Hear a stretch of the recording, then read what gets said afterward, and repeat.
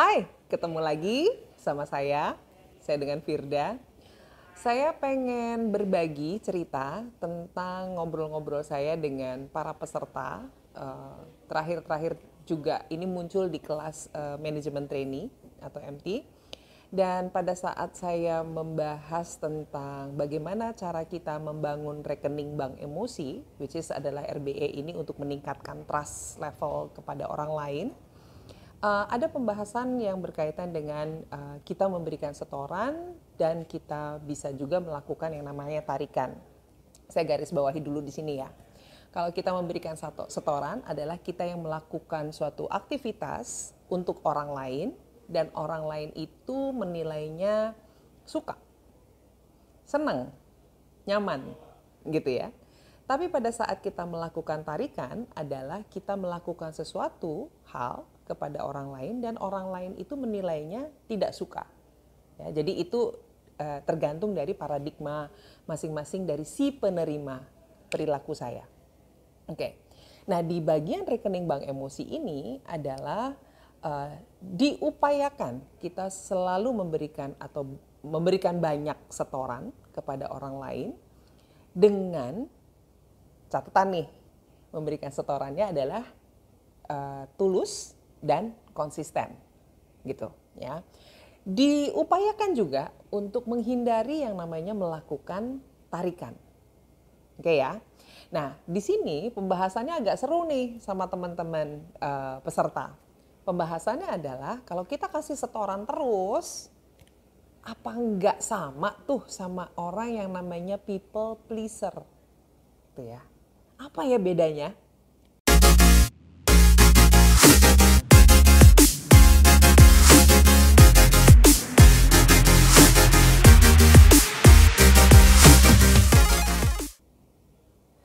Ternyata bedanya di sini.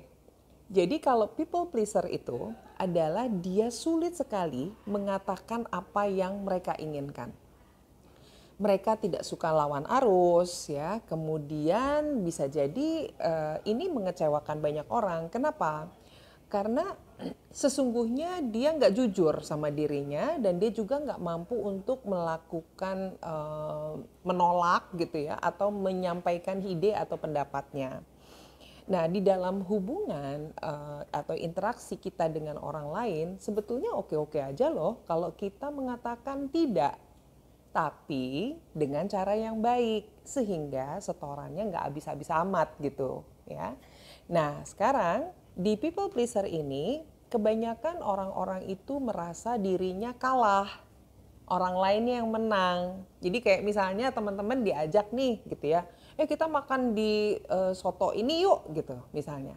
Karena orang lain semuanya iya mau gitu ya. Terus kita tuh kayaknya nggak mau. Cuman kayak ingin menyenangkan banyak orang. Ya udah deh kalau lo semuanya ikut, gue ikut gitu.